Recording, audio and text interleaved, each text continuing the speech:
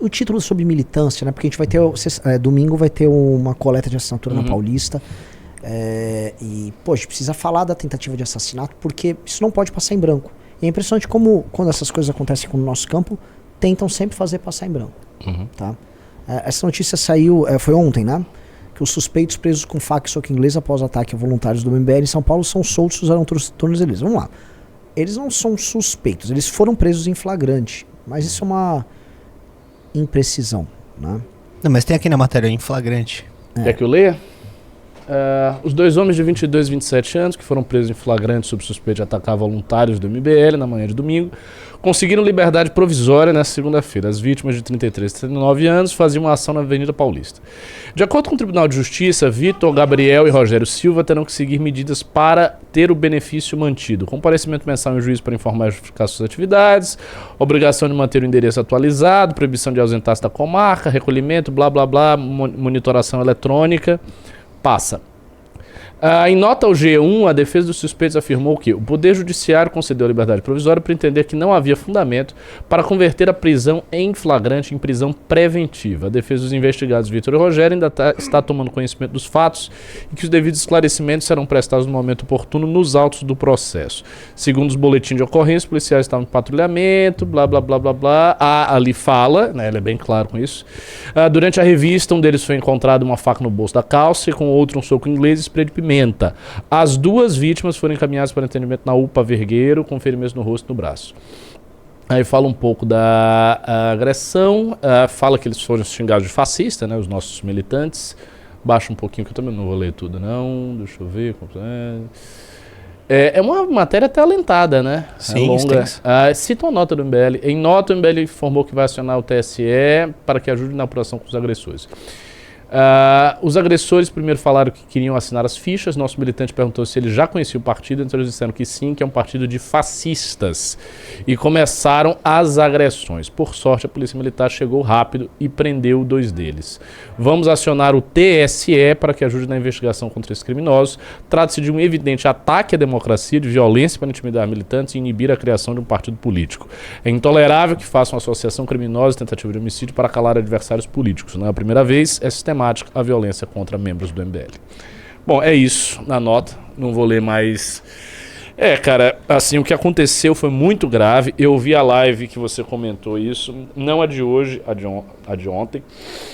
E você fez um comentário muito oportuno quando você falou no peso que isso aí é em termos de ataque à democracia, né? Esse foi, sem dúvida, um dos maiores ataques à democracia nos últimos anos no Brasil. Sim. E assim, a gente está em voga o discurso, está indo para lá e para cá, tem audiência lá do STF falando sobre isso e tal. Em prol da democracia, nós temos que defender a democracia, porque a democracia está ameaçada. E sempre quando falam dessa ameaça à democracia, qual é a equivalência que se faz? A ameaça à democracia significa o bolsonarismo. Sim. O bolsonarismo que foi realmente uma ameaça à democracia, porque a gente sabe que ele tentou dar um golpe de Estado, fez atos preparatórios para isso, não obteve êxito, mas enfim, ele caminhou por esta senda.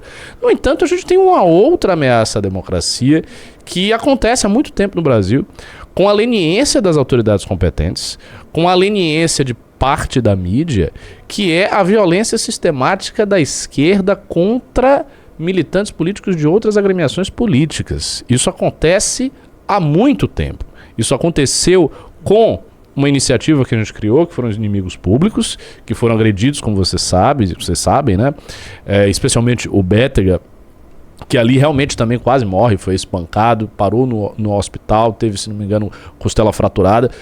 E aconteceu e houve, na época, uma tentativa de tornar a história um caso de confusão. Não houve uma confusão, aí um desentendimento, eles foram lá provocar e daí...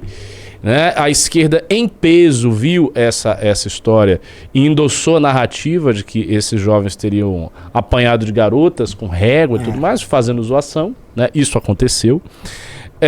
Houve também uma tentativa de violência contra o Klaus, você lembra? O Klaus Sim. do Rio Grande do Sul, que também Sim. foi a um evento, no caso do Klaus ele foi a um evento na Universidade Federal do Rio Grande do Sul, em que se discutia justamente o MBL, Então ele chegou lá para discutir. Pô, vocês estão discutindo aqui o movimento, eu quero discutir. E tentaram bater nele. Houve, há um certo tempo atrás, uma violência do PCO contra a gente. Você lembra aonde foi que o PCO agrediu? Rio de Janeiro. No Rio de Janeiro. Então no Rio de Janeiro o PCO agrediu militantes nossos. Sim. Ou seja, já 3 casos. E tem vários outros que eu não estou me lembrando aqui. E agora esse caso, que talvez seja o mais grave de todos, porque pelas circunstâncias que estão envolvendo isso aí. A primeira coisa, não houve, nesse caso, nenhuma espécie de confronto, por mínimo que fosse. Ou seja, nem dá para caracterizar aquilo ali como se havia uma manifestação de esquerda e o cara foi lá com um vídeo e interpelou alguém. Não, eles estavam lá parados fazendo trabalho de coleta. Esse é o primeiro ponto. O segundo ponto foi a gravidade do que ocorreu.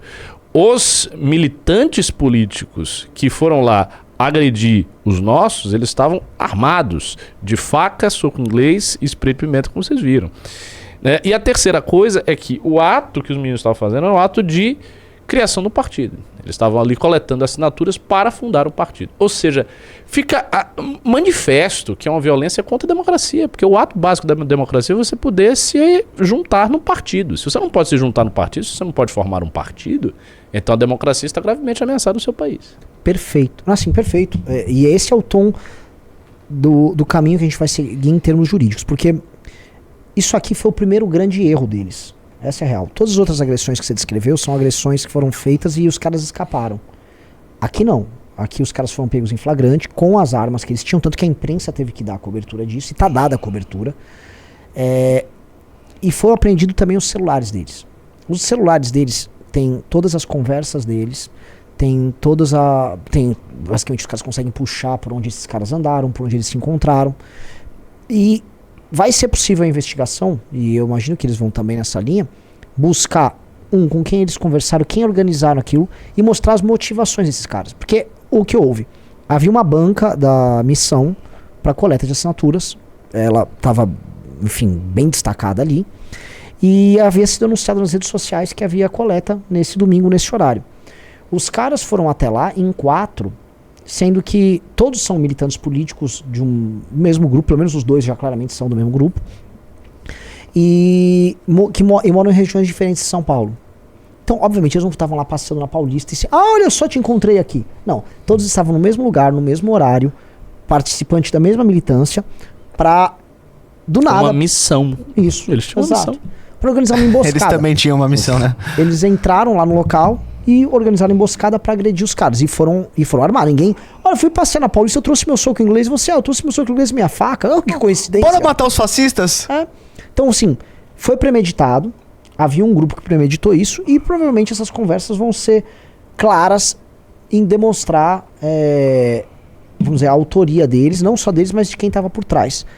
Pegando tudo isso, vai ser bem fundamentado da parte da polícia, imagino eu, uma denúncia sobre esses caras envolvendo isso, um crime de homicídio, uma tentativa de homicídio, mas um crime contra a democracia, um crime com teor político, que é previsto em lei. Uhum. O crime com teor político, ele é um agravante, né, com base numa intenção de impedir o exercício dos direitos políticos de outra pessoa, um grupo se organizou de maneira violenta para agredir eles. Então, é bem problemático, e isso aí a gente vai poder instruir também ações no próprio TSE. Porque, a gente está tendo a nossa coleta sendo impedida por essas pessoas, ou seja, um direito líquido e certo que nós temos, garantido pelo Tribunal Superior Eleitoral, está sendo esbulhado por um grupo de pessoas que são opositores nossos que fazem uso da violência. Isso é quase inédito. E mais do que num caso só pontual, porque a gente pode refletir da seguinte maneira.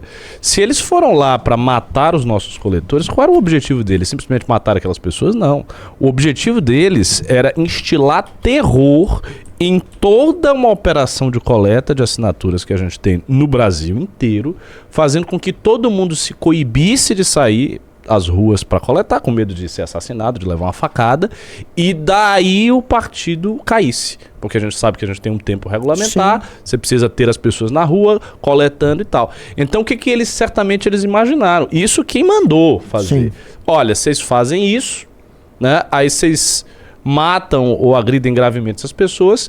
Os caras são os bundões, porque eles acham que a gente é sempre medroso, covarde e tal. Vocês vão fazer isso aí, e aí eles vão parar de coletar. e daí o partido morre, e daí não surge a ameaça do partido, entre aspas, fascista. Sim, que é como eles estão vendo na história. E o que mais me surpreendeu no pós foi que os formadores de opinião desse universo, e não é toda a bolha da esquerda, porque a gente às vezes joga tudo numa vala comum, e a esquerda tem suas subdivisões. Mas uma subdivisão que a gente pode fazer aqui, ou melhor, uma divisão que a gente vai fazer que é bem fácil é: quem está tocando esse tipo de ataque, quem está promovendo isso, é um conjunto de influenciadores, formadores de opinião e um grupo, especialmente a galera ligada a um partido político que chama UP, que estão hoje tocando uma linha muito radical e muito agressiva, fazendo uso recorrente de violência política. Aí você pega alguns pequenos influenciadores da esquerda que defendem isso, que tem lá de 50 a 200 mil seguidores no Twitter, alguns, e esses caras estão nessa operação. Então eles estão relativizando, fazendo piada, indo em perfis, bateu mesmo, não bateu mais. Então há uma naturalização disso. E aí eu fui ver na ponta quem são os agressores. A gente até botou as fotos no Twitter do cara, o Instagram dele é o Juqueri. Juqueri, eu vi o cara. E aí ele pertence a esses grupos Antifa, né, que são grupos, tem até grupos de arte marcial Antifa. É a mesma galera, você foi pegar. Tem torcida de futebol torcida de Antifa futebol. também. É a mesma galera que é skinhead, só com sinal ideológico trocado. Isso. São elementos marginalizados da sociedade, geralmente antissociais, às vezes com problemas mentais, com várias complicações pessoais. E aí o cara encontra um discurso radicalizado um meio de expressar a violência que ele quer, porque ele quer bater em gente. Exatamente. Deu uma desculpa. Exatamente. E como é que fica o game? É o Cauê Moura incentivando aqui, a galera se sentindo segura, né? Eu tô no grupo, tô lutando contra... É isso. Minha agressão é válida porque eu vou bater num fascista e contra fascista tudo é válido. E fizeram, né? Lá na delegacia, e a coisa muito engraçada, quando o cara tá ali, né? Algemado, igual um merda, aí não tem valentia, né? Não tá com a arma, não tá nada. A gente ficou vendo uns bosta, cara. Uns bostas, mas é um cara que não são poucos. Existe uma galera ali na base deles. E se você olha a militância de internet, o que a militância fala? Vocês diziam que a gente não era de nada, né? Agora estão reclamando que a gente tá... Entendi, você tá comemorando uma tentativa de assassinato. Então, pera. Vamos colocar nos termos corretos aqui. A galera da internet é uma incentivadora, mas não são as pessoas que fazem ação. Lógico. Então, isso tem que ser... A gente tá recolhendo esse material porque tem que ser demonstrado toda essa cadeia de conexão, tal qual o Alexandre de Moraes faz ali no tal do inquérito das fake news. Ele fala, olha, tem aqui os influenciadores, tem a rede que produz fake news, e aqui tem os militantes que fazem o 8 de janeiro. Você consegue fazer a mesma cadeia, o mesmo processo com essa outra turma. Só que essa outra turma é mais enfática no cometimento de crimes do que a galera do bolsonarismo. Então, sei lá, cara, assim, a gente vai ter que agir com a cabeça. A gente não pode cair em provocações, porque uma das coisas que é perceptível os caras querem testar os nossos nervos. Então eles estão provocando muito. Ontem eles querem fazer com que você dê uma resposta também nesse sentido. Venha que a gente também lhe quebra na porrada, alguma coisa do tipo, pra equalizar. Aí, trocação. Agressão com agressão. Eu acho que é esse o ponto, esse é o primeiro ponto. Ou seja, eles querem deixar a gente no nível da UP, dessa galera de rua, ou seja, brigando, e não fazer com que a gente foque no verdadeiro adversário nosso, que é o adversário que a gente tem que combater. É o governo federal, é o Boulos, candidato a prefeito. Então, pra eles, toda essa história é muito útil. Ontem até soltei um textão falando disso. Nosso foco não é esses caras, não são esses caras aqui. Esses caras é a lei. Eu acho que a gente tem que bloquear essa galera toda em redes sociais, não perder tempo, porque a gente tem que perder tempo com o PSOL e com o PT. Absolutamente correto. E mesmo no caso de UP ou de grupos como esse, o que vai prevenir que isso aconteça de novo é a gente chegar institucionalmente em cima dos caras, entendeu? Porque a gente tem que vincular essas pessoas, já que elas têm vínculos, na verdade. A gente tem que tornar patente esses vínculos para responsabilizar quem está no topo da hierarquia e não comete ela própria diretamente alguma coisa. Até porque tem um detalhe, como esses caras, eles são, como eu falei, elementos marginalizados e tal, eles são muito fungíveis, eles são fáceis de serem substituídos. Você pode pegar um maluco desse, deixa o cara lá, ou qualquer coisa, bota aqui outro. E isso não pode acontecer. Não dá pra gente ter esse risco. Veja, as nossas figuras públicas são pessoas muito conhecidas, cara, e elas saem na rua, e elas fazem uma série de coisas da vida dela. Entendeu? A Amanda sai quando ela quer se divertir, o Quinto, todo mundo tá exposto a uma pessoa agressiva que resolva te dar uma facada ou quebrar uma garrafa no bar e enfiar a garrafa na sua cara. Então, assim, a nossa resposta, mais até do que uma questão de se vingar, é uma resposta de defesa. A gente tem que ir em cima, tem que fazer tudo o que dá para a instituição partidária ou as instituições não partidárias que, enfim, estão ali associadas ao que aconteceu, sintam isso na pele e daí elas próprias refreiem os seus militantes, segurem os seus militantes e a gente possa, enfim, ter as nossas atividades, tanto de coleta de partido quanto as atividades pessoais, garantidas a segurança dessas atividades. Isso que a gente tem que fazer. Isso é fundamental. Então tem uma questão de responsabilidade nossa para os nossos pares e para todo mundo que nos acompanha. E tem uma coisa também de não se desviar dos nossos projetos, né? A gente está num trabalho frenético, a gente tem muito projeto para entregar esse ano. E, pô, a gente não vai alterar prazo do Livro Amarelo, a gente cumpriu o prazo da revista ir pra banca, tem as melhorias da revista, tem a nova academia. Aliás, a gente, depois que eu vi assim, essas gadeadas que eu vi militância dando, a gente precisa de algumas melhorias na academia MBL.